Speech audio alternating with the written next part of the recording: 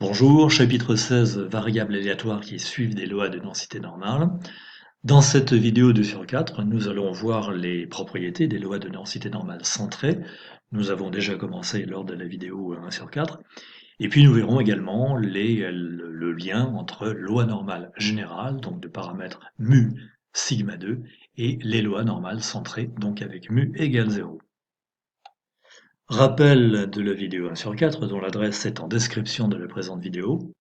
Nous avons défini la loi de densité normale de paramètres mu et sigma 2, sigma étant un paramètre positif, loi notée G ou encore normale mu sigma 2. Je vous ai donné deux expressions de cette loi G. Nous avons étudié la loi de densité normale centrée de paramètres sigma 2, donc c'est la loi normale générale avec mu égale 0, et voici l'expression de cette loi normale centrée de paramètres sigma 2. Alors rassurez-vous, au niveau du bac, aucune de ces expressions n'est exigible, ni dans un exercice, ni comme question de cours. Qu'est-ce qu'on a démontré dans la vidéo 1 sur 4? Eh bien, c'est que pour tout sigma, la loi normale centrée, donc de paramètre sigma 2, d'abord est paire, donc sa courbe représentative est symétrique par rapport à l'axe des ordonnées, et ensuite, eh bien, c'est que cette loi G0, la loi normale centrée de paramètre sigma 2, a pour tableau de variation le tableau que je désigne ici. Donc la loi G0 admet un maximum absolu égal à G0 de 0. Elle présente ce maximum justement en t égale à 0. Et voici la valeur de ce maximum absolu. Bien, nous avons vu que pour tout sigma positif, la courbe représentant la fonction G0 a la forme d'une courbe en cloche, et bien justement de sommet, de point S0 de coordonnées 0, G0 de 0 égale à 1 sur sigma racine de 2pi. Donc voici la représentation graphique de cette loi G0. Je pilote donc le sommet S0, soit vers le haut, soit vers le bas. Vous constatez que les courbes obtenues ont toute la forme de cloche, plus ou moins aplatie, c'est le cas lorsque je pilote S0 vers le bas, ou plus ou moins effilée, c'est le cas lorsque je pilote S0 vers le haut. Vous constatez que sigma, noté S par le logiciel qui ne parle pas le grec, varie en sens contraire de l'ordonnée du sommet S0. Par exemple, regardez, je pilote S0 vers le bas, donc l'ordonnée décroît, tend vers 0, et regardez ce que fait sigma, et bien sigma croît, devient de plus en plus grand. Donc là, regardez, je passe de 0,5 à 0,6, à 0,7, 0,8, 0,9, etc. Bien. Réciproquement, lorsque je pilote S0, le sommet donc de la courbe vers le haut, et bien le sigma, donc là, le paramètre sigma, pour être précis, pour l'appeler par son nom, le paramètre sigma devient de plus en plus petit. Alors on va essayer de bien comprendre le phénomène de l'étalement de la courbe lorsque je pilote S0 vers le bas. Pourquoi est-ce que la courbe devient de plus en plus étalée, elle s'étale, elle prend ses aises en quelque sorte. Et pourquoi au contraire, lorsque je pilote S0 vers le haut, eh bien pourquoi est-ce que la courbe devient de plus en plus effilée? Alors pour une bonne raison, c'est que souvenez-vous que la courbe en rouge, donc cette fameuse courbe en cloche, c'est la courbe représentant une loi de densité. Et vous savez que lorsque vous avez une loi de densité, l'air sous la courbe, donc ici l'air sous la cloche, et donc comprise entre la cloche et l'axe des abscisses, eh bien cette air, cette surface, est égale à 1. Alors 1 quoi? Eh bien une unité d'air, c'est-à-dire l'air du rectangle que j'ai dessiné ici en bleu, de base 1 et de hauteur 1. Alors, il s'agit d'un carré ici, vous allez me dire, tout simplement parce que le repère est orthonormé. Mais si je prends un repère qui n'est pas orthonormé, donc pas normé, je le prends toujours orthogonaux évidemment, eh bien l'unité d'air n'est pas forcément représentée par un carré, mais par un rectangle.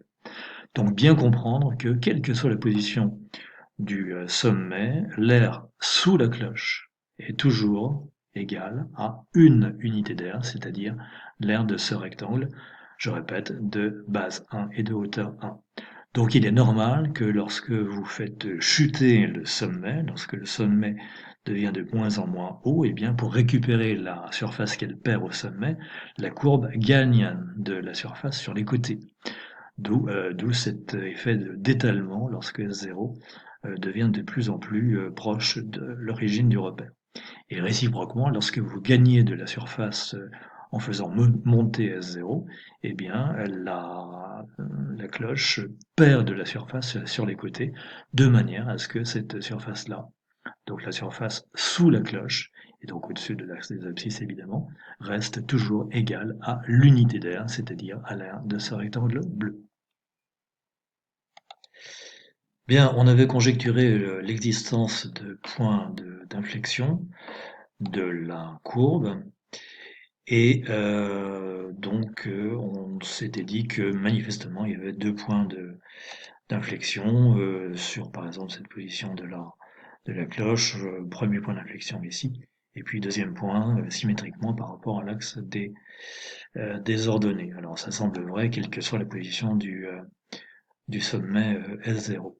Alors comment démontrer cette affirmation?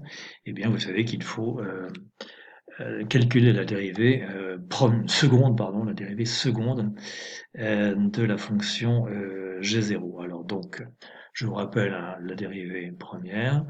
Je ne vais pas vous rentrer dans tous les calculs, faites un arrêt sur image pour savoir comment j'ai trouvé la dérivée seconde.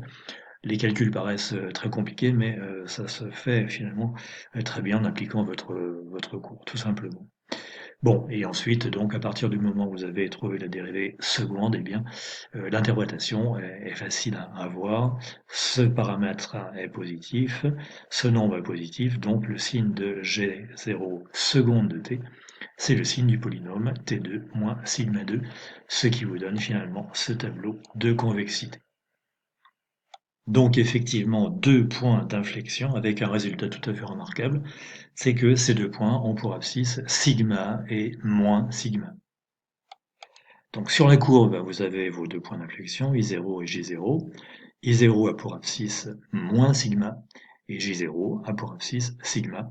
Ces deux points sont évidemment symétriques par rapport à l'axe des ordonnées, puisqu'on a vu que la cloche était symétrique elle-même par rapport à l'axe des ordonnées, la fonction G0 est ampère. La courbe est convexe sur l'intervalle moins l'infini, moins sigma.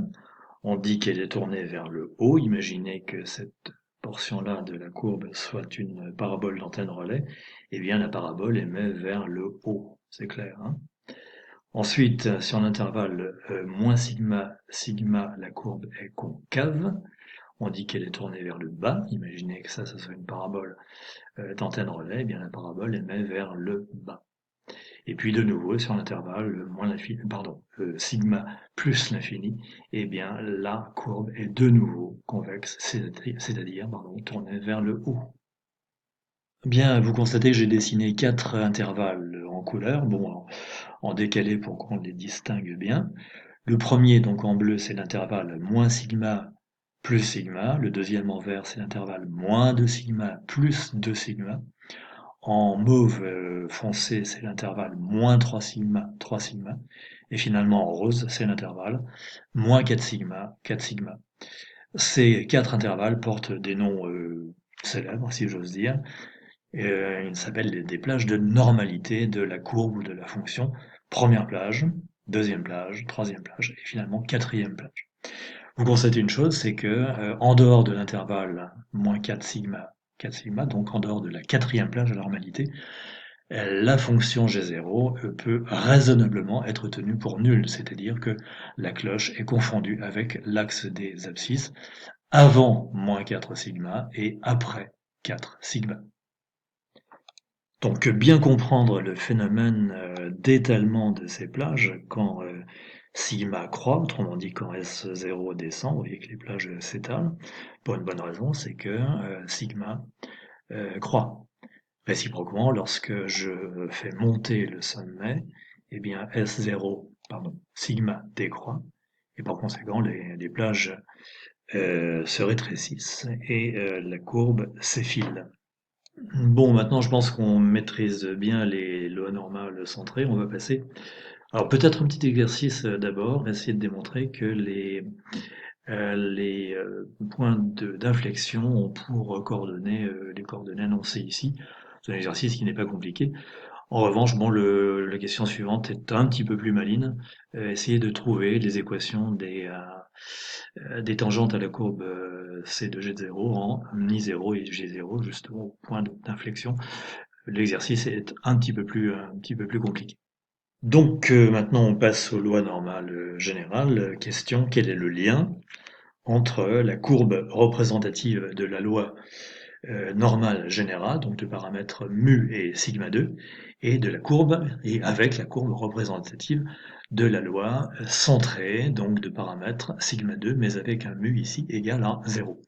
Eh bien, ce lien est très simple, on va voir, c'est que la courbe représentant la fonction g est l'image de la courbe représentant la fonction g0 par la translation de vecteurs OM. O, évidemment, c'est l'origine du repère, et M, c'est le point de coordonnées mu 0, mu étant le paramètre que vous avez ici dans l'expression de la loi générale. Bien, bah écoutez, je vais ouvrir la bonne figure, ça doit être celle-ci, voilà, très bien. Donc voilà, si, c'est la bonne figure, effectivement. Donc en rouge, eh bien, la courbe représentant la loi G0, et en noir, la courbe représentant la loi générale, G, donc de paramètres mu et sigma 2. Vous avez ici le point M de coordonnées mu 0. P0, c'est un point variable de la courbe C0, pardon. C'est de G de 0 pour être précis, donc vous voyez, je le pilote par l'intermédiaire de son abscisse x0, donc vous voyez qu'il décrit la courbe rouge. Voilà, très bien. Et puis, qu'est-ce que c'est que P? Eh bien, c'est l'image de P0 par la translation de vecteur OM. Autrement dit, O P0 PM est toujours un parallélogramme, quelle que soit la position du point P0. Voilà. Petite remarque, je vous ai signalé que le logiciel ne parle pas grec, donc en fait M ici c'est tout simplement mu, et petit s, eh bien c'est en fait sigma. Alors qu'est-ce qu'on constate? Eh bien que lorsque le point P0 décrit la courbe C de G0, le point P décrit la courbe C de G. Autrement dit, la courbe C de G, c'est l'image de la courbe C de G0 par la translation de vecteurs OM. Et ceci, quelles que soient les valeurs de mu et de sigma, ainsi quand je pilote le point M, donc quand je change la valeur de mu, autrement dit, la courbe noire reste l'image de la courbe rouge par la translation de vecteurs OM, c'est-à-dire par la translation de vecteurs mu, I étant le premier vecteur du repère, du plan. De même, quand je pilote S0, donc quand je change sigma, vous constatez que les deux courbes noires et rouges se transforment de manière semblable. Conclusion, la courbe noire a pour axe de symétrie la droite d'équation t égale mu. Son sommet a pour abscisse la valeur de mu. Elle a une forme de courbe en cloche comme la courbe rouge. Donc on parlera aussi bien de courbe de Gauss que de courbe en cloche. Vous avez ici deux points d'inflexion, je vous le rappelle, pour la courbe rouge d'abscisse moins sigma et sigma. Eh bien, la courbe noire admet deux points d'inflexion, I et J, d'abscisse mu moins sigma et mu plus sigma. Et enfin, les quatre plages de normalité sont mu moins sigma, mu plus sigma, mu moins de sigma, mu plus de sigma, etc. Bien, donc voilà, voilà résumé la situation. Donc voilà le tableau de variation de la loi générale, la loi normale générale de paramètres mu et sigma 2. Et voilà le tableau de convexité avec les mêmes ordonnées pour les points d'inflexion. Bien, donc prochaine vidéo, 3 sur 4, nous verrons ce que ce sont les variables aléatoires suivant des lois de densité normale. Nous verrons la signification statistique des paramètres mu sigma. Et enfin, nous utiliserons la calculatrice avec deux types de calcul, calcul direct et calcul inverse. À très bientôt.